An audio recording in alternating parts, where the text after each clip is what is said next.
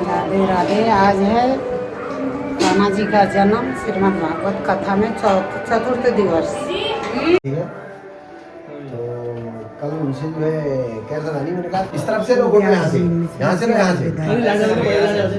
Blog बना रही है शायद रौतेला परिवार जी के यहाँ ब्लॉग बना रही जी, है। बिट्टे जी और ब्यास जी, मिश्रा जी से तो रोज मुलाकात होती है। आज विधायक जी से भी मुलाकात होगी। मैं भी बीजेपी की थी पहले। अच्छा, हाँ सब यहाँ ठीक है। बधाई आप लोगों को, बहुत सुंदर आयोजन आप लोगों ने, बहुत सुंदर। कैसे ठीक तो चो, और क्या, ये तो बड़ा तो आसानी थोड़ी हो, तो बड़ा कतो जन्मों जब पुण्य मिलनी तब जब हो ना। बहुत बढ़िया, बहुत सुंदर बेटे, अंदर रखिए और ठीक है। फोटो खींचने लगे खटीमा वाले, हम भी खींच लेते हैं। खटीमा वाला जानते हैं खटीमा वाले बोलते रहे हो। माता जी इनकी बड़ी बेटी, छोटी ये बीच वाली, और माता जी विधायक जी, ब्यास जी और गणेश रौतेला जी, पूरे परिवार के साथ विधायक जी और ब्यास जी से मुलाकात करने आए परिवार वाले। चलो, बहुत बहुत बधाई हो आप लोगों को श्रीमद् भागवत कथा की। और ब्यास जी विधायक जी को, विधायक जी और ब्यास जी के साथ बैठे आप लोग, बहुत अच्छा लग रहा। राधे राधे। इधर से देख, ये प्यू गोपी बन गई आज कान्हा के जन्मदिन के लिए। गोपी के रूप में प्यू सबसे बेस्ट गोपिका बन रही है। बहुत बहुत बधाई हो गोपिका बनने की। शादी करेगी कान्हा से। एक लिपस्टिक तो लगाइए बस। और माला अलग इसने लगाई आपने। और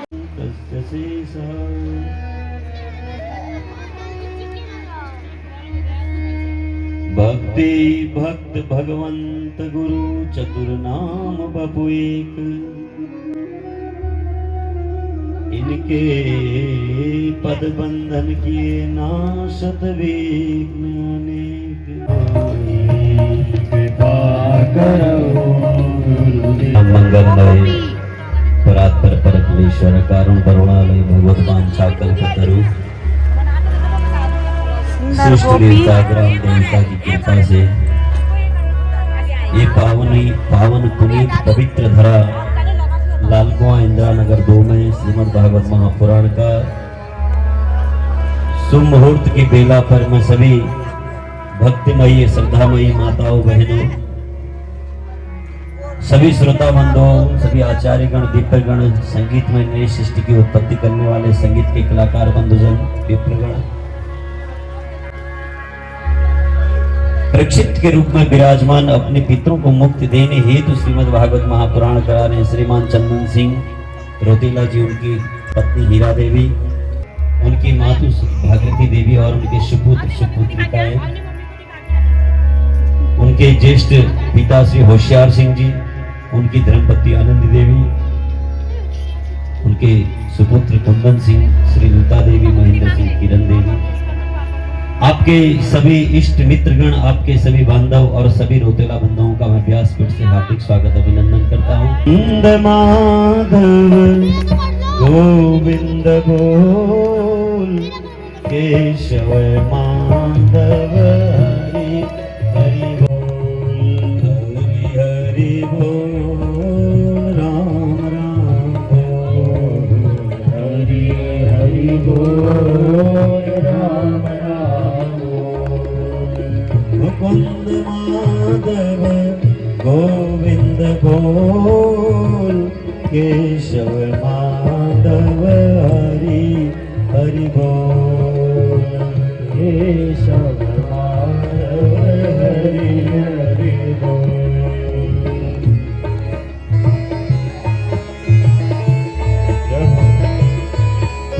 राधा लाल की हरि हरि बोल, शिव शिव बोल, हरि हरि बोल, शिव शिव बोल, मुकुंद माधव गोविंद बोल, केशव माधव हरि हरि बोल जय पहले छोटे व्यास जी जो कथा बीच की रह गई थी, जो उनको विषय दिया था, उस विषय को पूरा करें तो फिर हम वहां से प्रारंभ करेंगे। तो छोटे व्यास जी यहाँ से कथा को प्रारंभ करेंगे।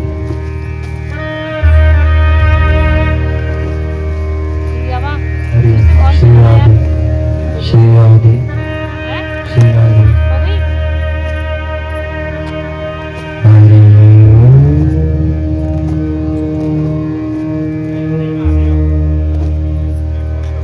श्री गणेशाय नमः श्री मंगलमूर्ते नमः।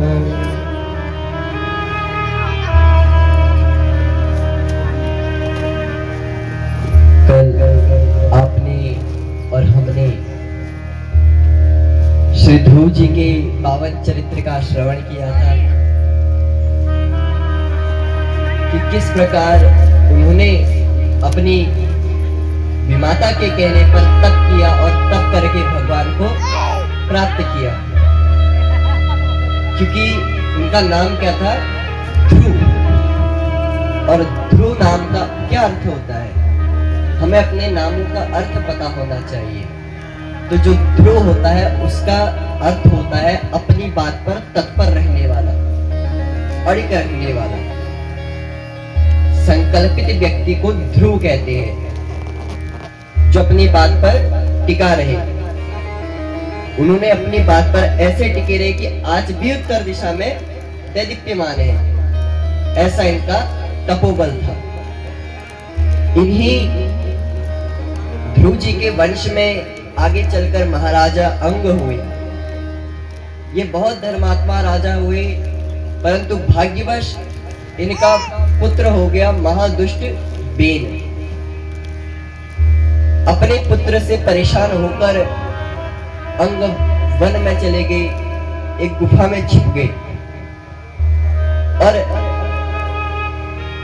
जो संत थे, क्योंकि जब हमारे देश में केवल दो ही गद्दी काम करती है, एक राजगद्दी और एक व्यास गद्दी। जब राजगद्दी काम में नहीं आती है तो तब व्यास गद्दी हर निर्णय लेती है। तो जब राजा के ना होने पर अराजकता फैलने लगी तो सर्वसम्मति से संतों ने बेन को ही राजा बना दिया। और राजा बनते ही इस बेन ने हमारे सनातन धर्म पर ही बैन लगा दिया कि न यष्टव्यम न दातव्यम न होतव्यम द्विजा क्वचित इति न्यान्यवरत धर्म भेदी घोषेण सर्वस।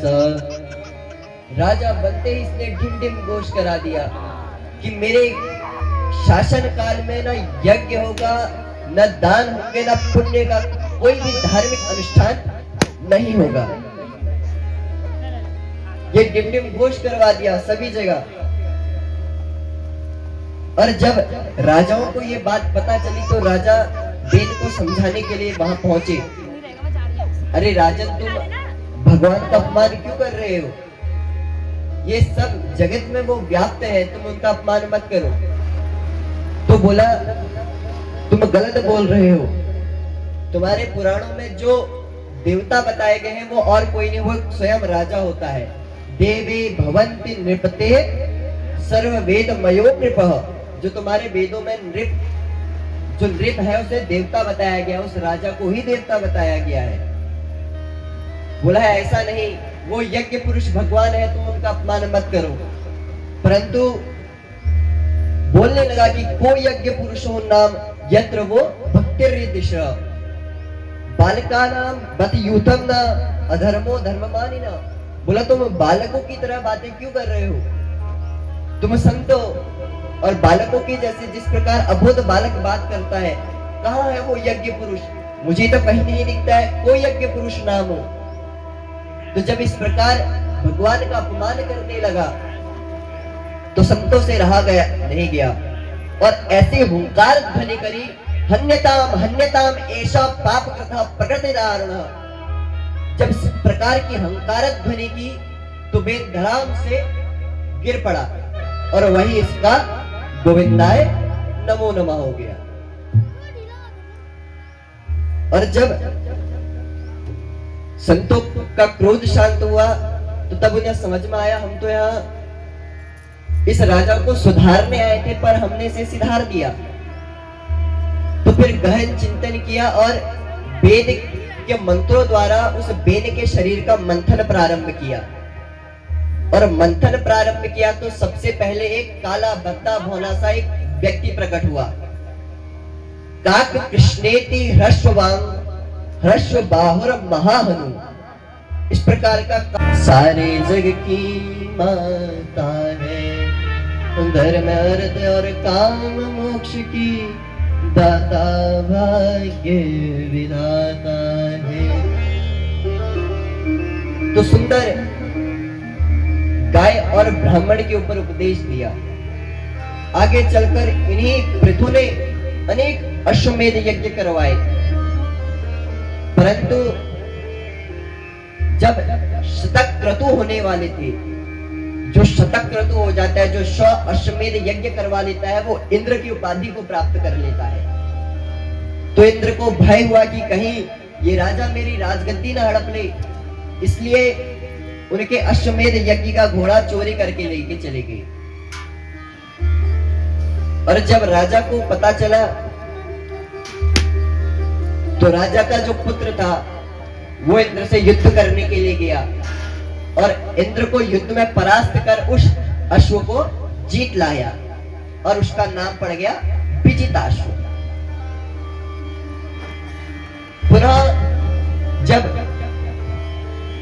इंद्र को भय हुआ तो उसने फिर एक पाखंड का रूप बनाया, पाखंडी का रूप बनाया। यही से ही पाखंड की शुरुआत हुई। पापस्य खंड पाखंड, जो पाप का ही एक भाग है वो पाखंड है। तो ये देवता जो देवराज इंद्र है उसने पाखंडी का भेष बनाया और पुनः अश्व को चोरी करके ले गया। अब पृथु अत्यधिक क्रोधित हो गए। विजिताश्व को समझ में नहीं आया कि मैं क्या करूं, ये तो एक ब्राह्मण है और अश्व को चोरी करके ले जा रहे हैं। परंतु पृथु समझ गए कि ये इंद्र है।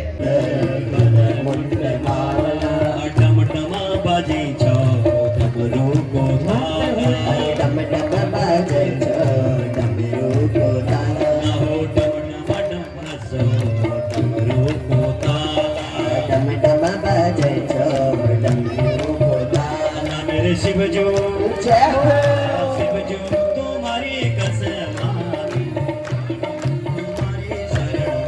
मेरा शिव जो तुम्हारी कसम, मिल जाने तुम्हारी शरण। मेरा शिव जो तुम्हारी कसम, मिल जाना तुम्हारी शरण। मेरा शिव जो तुम्हारी कसम, मिल जाने तुम्हारी शरण। चंद्रमा चम चमा चमकी चंद्रमा चंद्रा चम चम चमकी जटाओं पर गंगा कल कल बही, जटाओं पर गंगा कल कल बही। मेरे शिव जो तुम्हारी कसम, तुम्हारी शरण। मेरा शिव जो तुम्हारी कसम, मिल गाने तुम्हारी शरण। मेरा शिव जो तुम्हारी कसम, मिल जाना तुम्हारी शरण।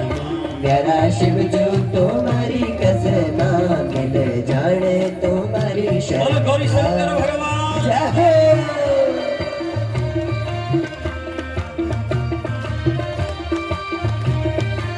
दोनों हाथों से भगवान के विवाह पर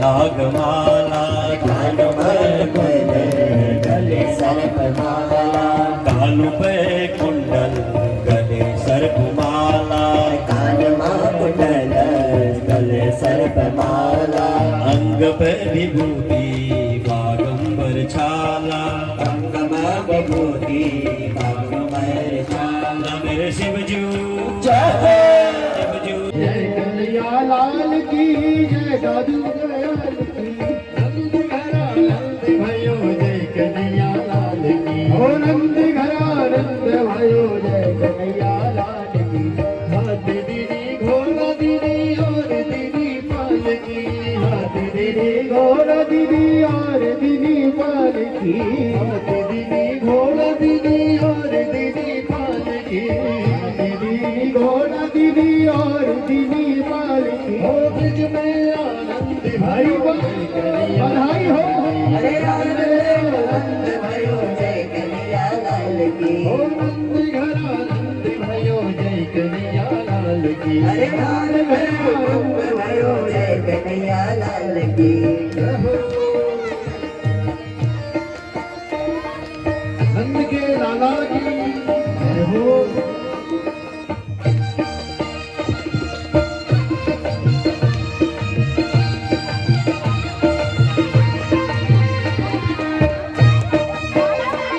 बोले यशोदा के लाला की हो कौन को दीदी हाथी घोड़ा कौन को दीदी पालकी अरे कन कभी हाथी घोड़ा कौन को दीदी पालकी कौन को दीदी हाथी घोड़ा कौन को दीदी पालकी कौन को दीदी हाथी घोड़ा कौन को दीदी पालकी जवान को हाथी घोड़ा बूढ़न को पालकी जानन को हाथी घोड़ा घोड़न को पालकी उमंग भयो जय कन्हैया लाल की अरे आनंद उमंग भयो जय कन्हैया लाल की जय कन्हैया लाल की जय यशोदा लाल की जय कन्हैया लाल की जय यशोदा लाल की जय कन्हैया लाल की जय कन्हैया लाल की जय कन्हैया लाल की जय कन्हैया लाल की नंद घर बधाई हो कन्हैया लाल की अरे नंद घेरा नंद भयो जय कन्हैया लाल की नंद